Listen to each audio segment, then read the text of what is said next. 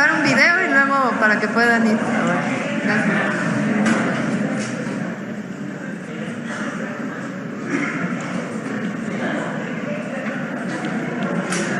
Bueno, pues así concluye esta conferencia de prensa mañanera en la que afortunadamente pudimos participar como sin censura y vemos a la doctora Claudia Sheinbaum despedirse y darle un descansito a los compañeros corresponsales. Yo le advierto que mañana nosotros no nos tomaremos el descansito y aunque sea el Día de Todos los Santos, de los Santos Niños, 1 de noviembre, vamos a estar con muchísimo gusto listos para llevarle toda la noticia desde muy temprano y hasta muy tarde. Así que aquí lo vemos mañana de todos modos, pero fíjese, la presidenta Claudia Sheinbaum le dijo al periodista y director de Sin Censura, Vicente Serrano, que está tranquila ante la amenaza que emitió el peón precisamente del Junior Tóxico, Claudio X González, el exministro José Ramón Cosío, en los espacios de Azucena Oresti, ya está más de salir Chayucena Oresti, así es como le dicen, de Azucena Oresti, ahí en la Cueva de los Malandros, Radio Fórmula,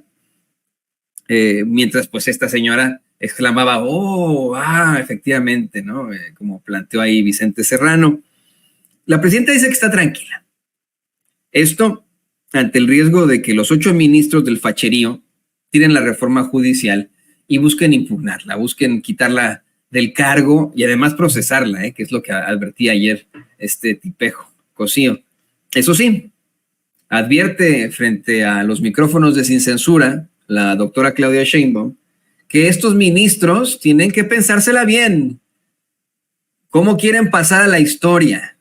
Si como verdaderos constitucionalistas o como políticos, politiqueros, como violadores de la Constitución, siendo ministros de la Suprema Corte de Justicia de la Nación.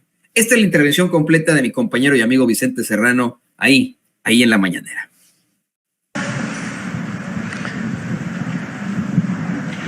Buenos días, presidenta. Buenos días. Me da mucho gusto saludarla. Si me permite plantear esto que ocurrió ayer y que parece aberrante a todas luces, que un peón, si me permite esa expresión, del Junior Tóxico en Radio Nacional haya hablado abiertamente ya de un golpe de Estado. Entre los us, as y qué interesante de la entrevistadora, José Ramón Cosío, el exministro, habla de la hipotética posibilidad de hasta destituirla. Y entendiendo lo que ha pasado en Brasil, lo que está pasando en Colombia, permítame pedirle su opinión y el mensaje para el Tigre.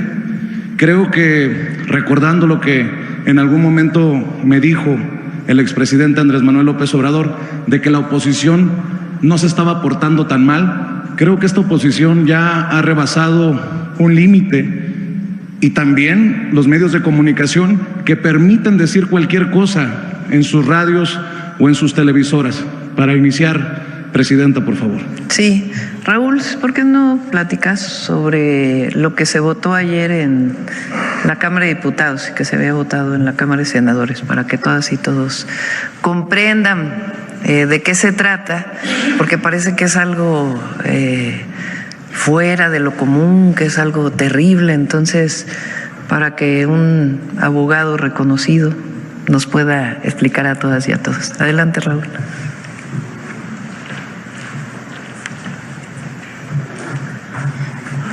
Con mucho gusto, con su venia, señora presidenta, un honor.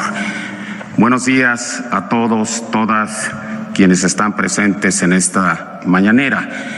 Habría que decir muy rápidamente que el tema tiene que ver con una cuestión que está causando mucha confusión, mucho ruido mediático y se presta a distorsiones de carácter ideológico.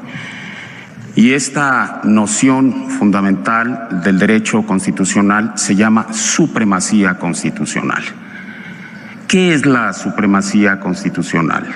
Habrá que decir, en palabras llanas, que es una categoría jurídica de carácter superior, que tiene carta de naturalización, que tiene hondas raíces tanto en la teoría, en la doctrina jurídica, en la interpretación judicial y en nuestro artículo 133 constitucional.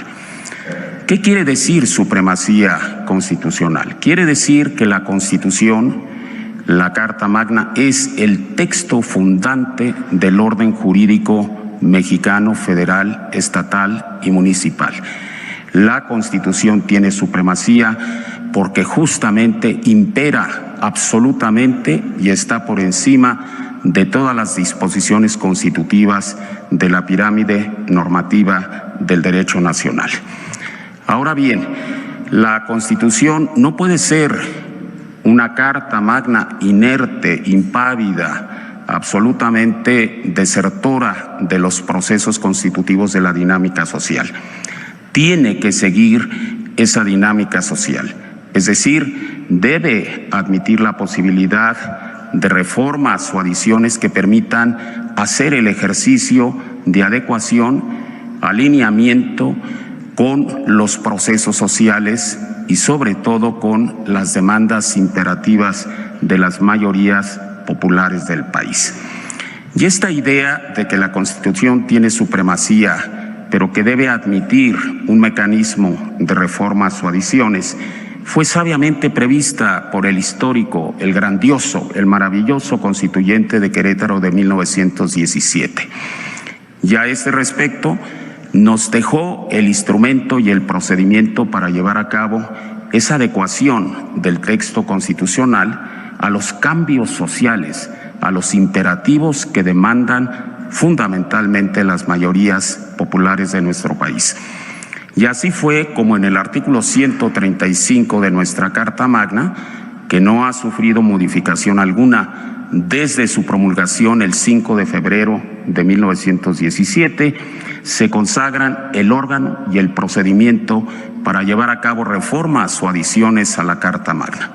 El órgano, bien lo sabemos, es el llamado Constituyente Permanente, es decir, el poder reformador de la Constitución. Y el procedimiento previsto ahí mismo en el artículo de referencia 135 es el procedimiento complejo que vincula, que conecta y articula al Congreso de la Unión a través de mayorías calificadas y a las legislaturas de los estados mediante la conjugación de la mayoría simple. Ya una vez que las reformas o adiciones se han producido y se ha hecho su publicación oficial a través del Diario Oficial de la Federación, estas pasan a formar parte íntegra, inescindible, inseparable del texto constitucional. Y eso justamente ha ocurrido y está ocurriendo con las reformas constitucionales promovidas por el gobierno de nuestra Cuarta Transformación. Y eso, sin duda alguna, va a ocurrir con la reforma trascendental a los artículos 105 y 107 constitucional.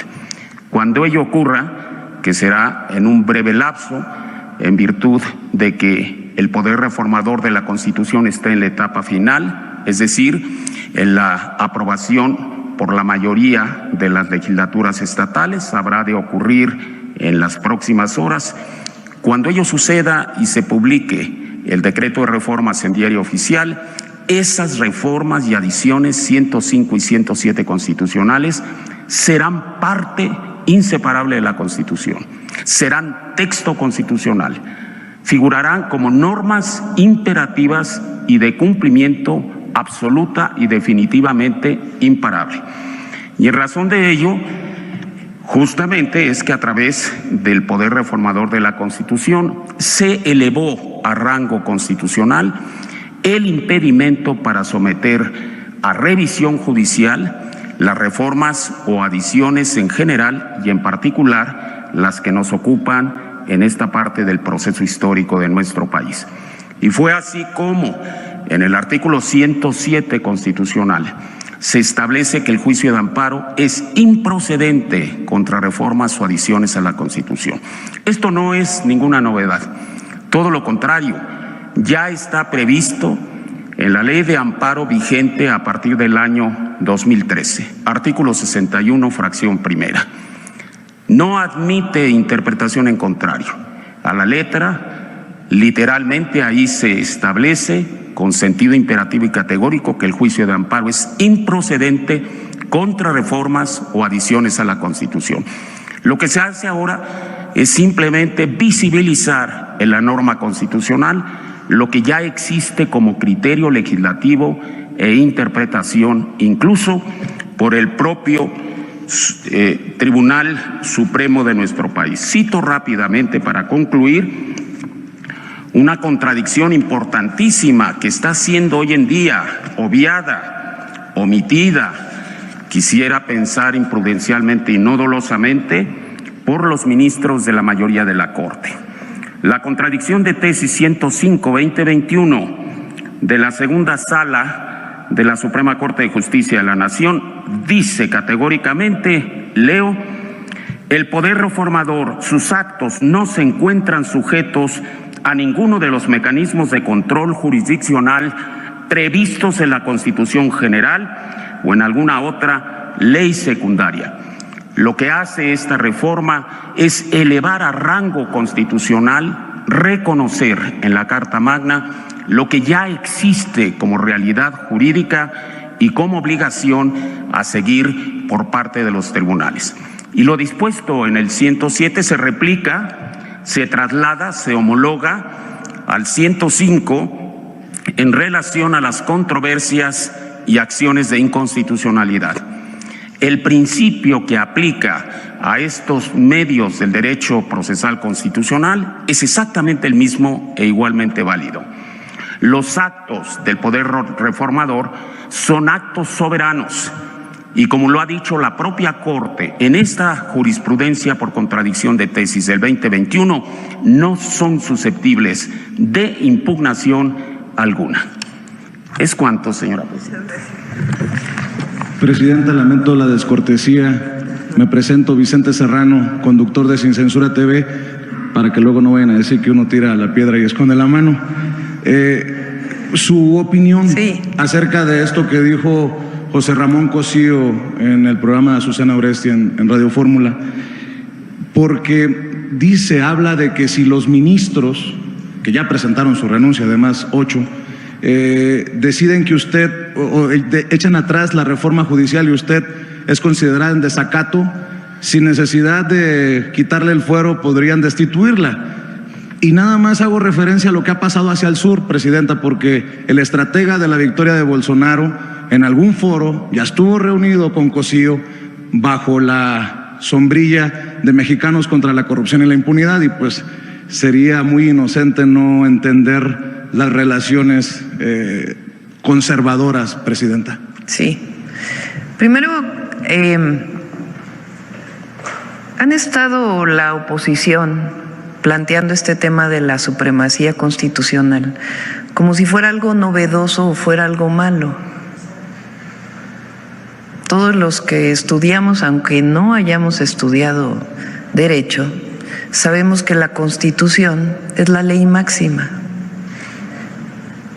la que establece a partir de ahí todas las normas secundarias. Entonces, ayer me puse ahora sí que a googlear supremacía constitucional. Lo dice la propia Corte en un montón de documentos. Lo dice la Facultad de Derecho en un montón de documentos. Los invito a que hagan lo mismo, porque el propio artículo 133 de la Constitución lo establece. Esta es la ley máxima.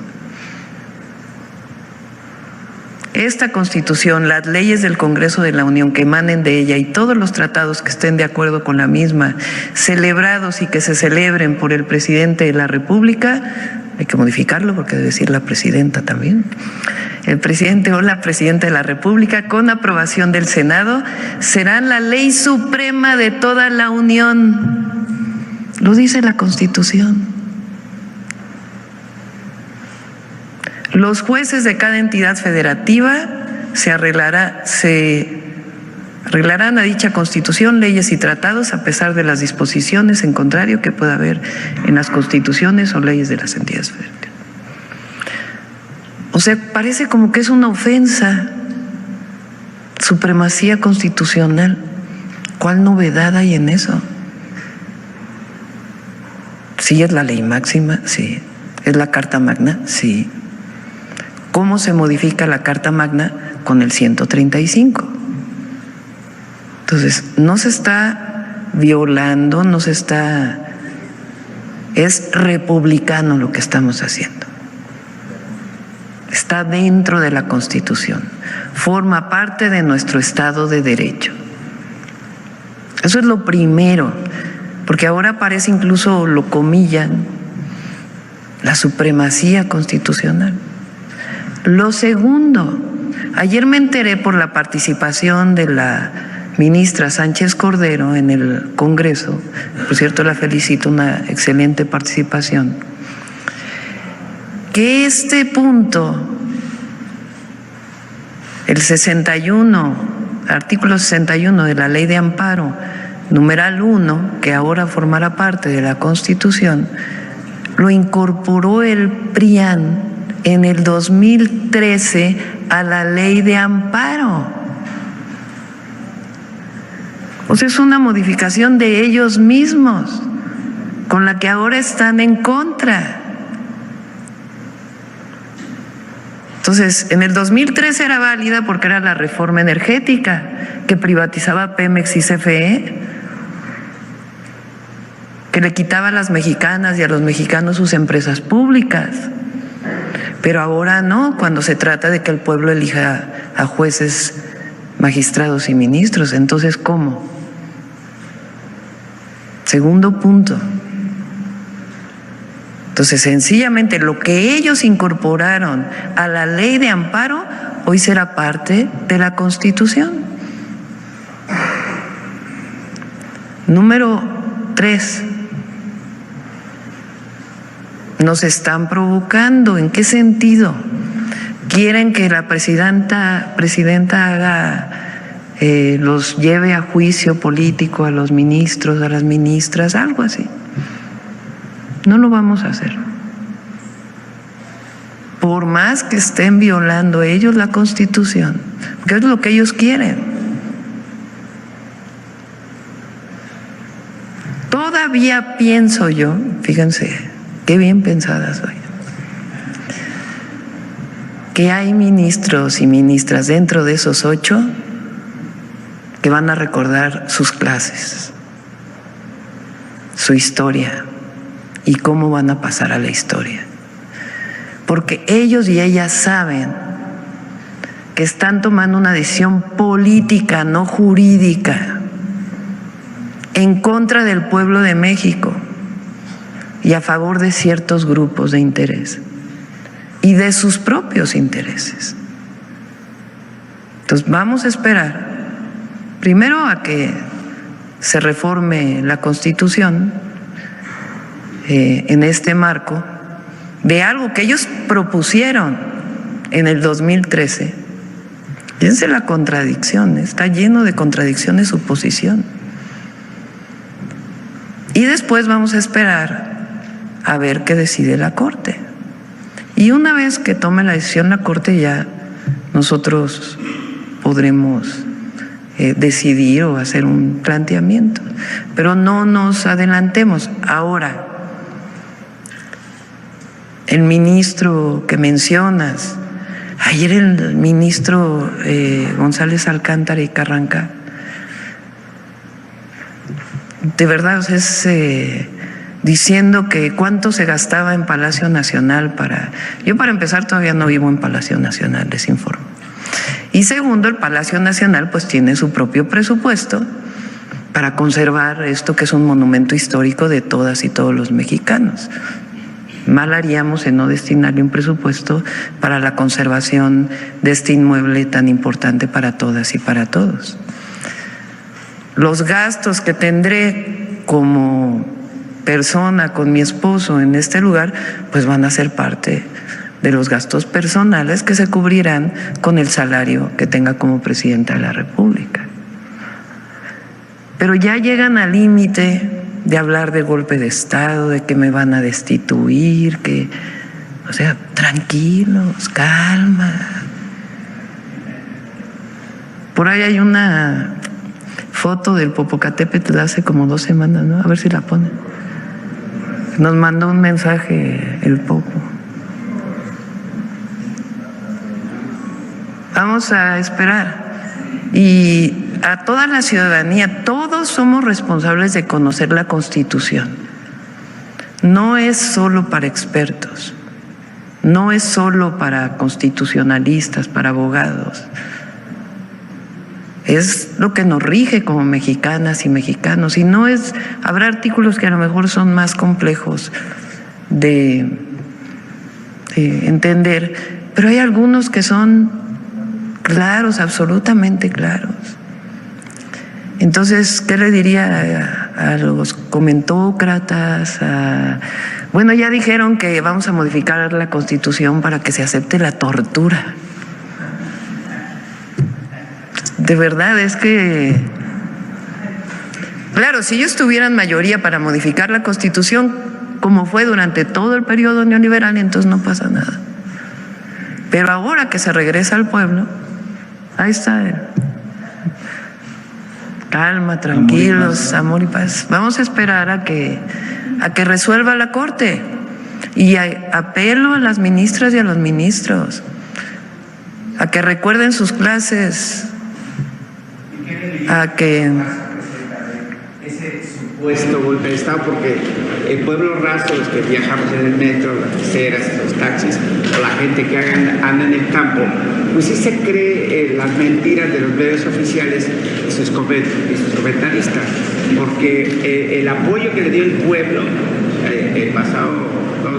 pasadas elecciones, pues tiene una ideología diferente y un pensamiento diferente a la gente que está en los medios o en las ciudades más grandes, como es este caso. Sí, no se tardaron ni media hora en empezar la crítica.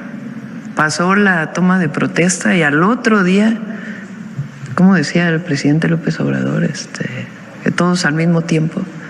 Nado sincronizado. Nado sincronizado. Es que uno lee y yo la verdad no oigo mucha radio y televisión, no me da tiempo, pero me pasan un resumen y digo, bueno, pero es que es lo mismo.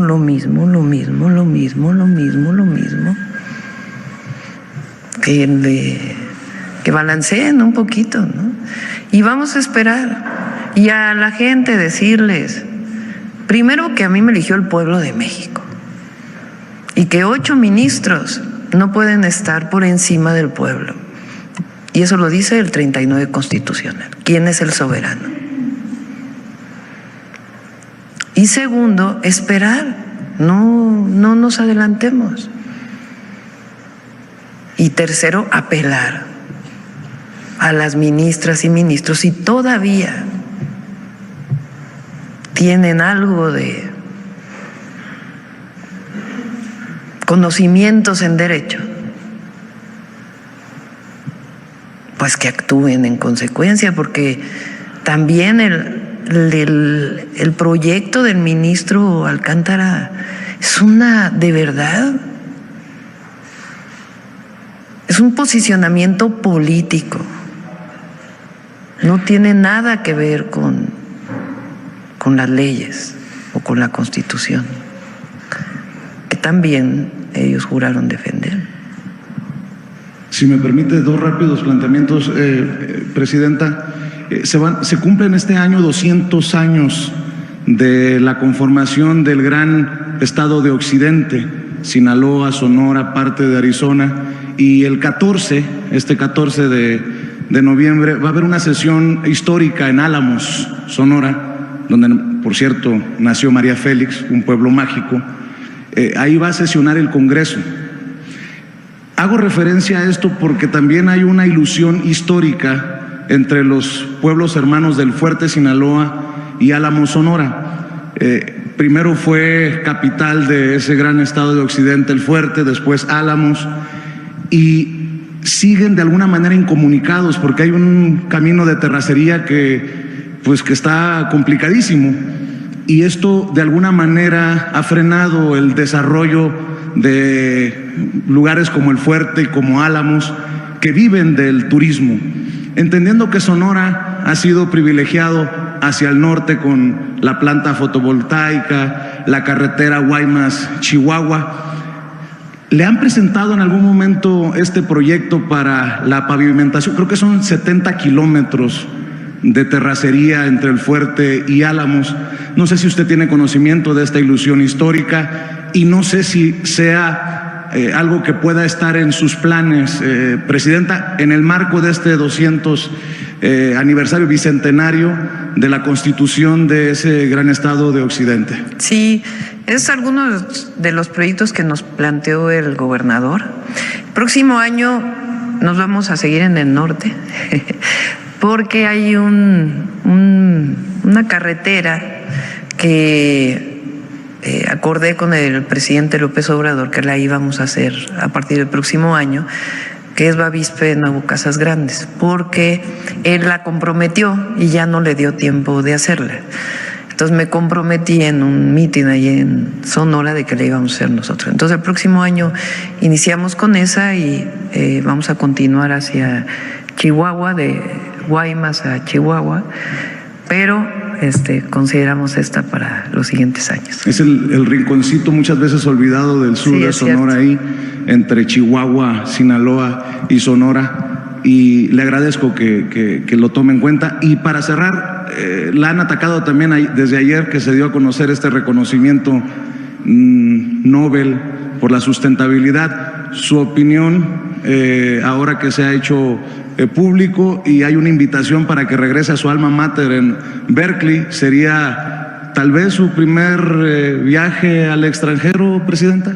Sí, bueno, agradecer porque nos llegó hace 2 días este comunicado. Fue sorpresivo porque no es que nosotros hayamos gestionado el premio. Es una fundación de la familia Nobel que se dedica particularmente a sustentabilidad y tiene que ver pues con el trabajo académico y el trabajo como servidora pública que realicé principalmente en el gobierno de la ciudad. El premio se entrega el 21 de noviembre. Quiero aclarar porque no es mi alma mater la Universidad de Berkeley en California. Mi alma mater es la UNAM. Mi doctorado, yo tengo un título de doctorado de la Universidad Nacional Autónoma de México en Ingeniería en Energía, pero toda mi tesis doctoral la hice asociado a un laboratorio que está asociado a la Universidad de Berkeley en California. Y me daría mucho gusto ir, no sé si vaya a tener la oportunidad, porque ya decidimos que sí vamos al G20. Eso es el 18 y 19 de noviembre.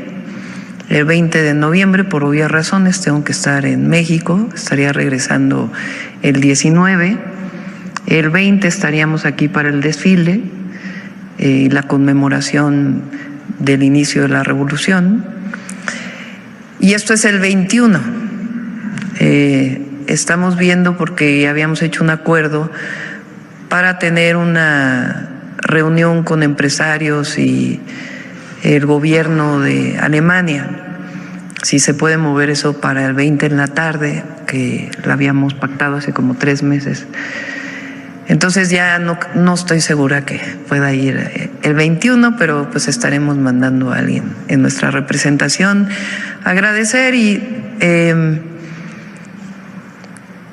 para mí el mayor privilegio es servir al pueblo, más allá de los títulos y reconocimientos académicos o al servicio público. Es un privilegio enorme y que tengan la certeza de que vamos a cumplir y siempre vamos a estar a la altura de las circunstancias. No llegamos para traicionar al pueblo, llegamos para cumplirle al pueblo de México.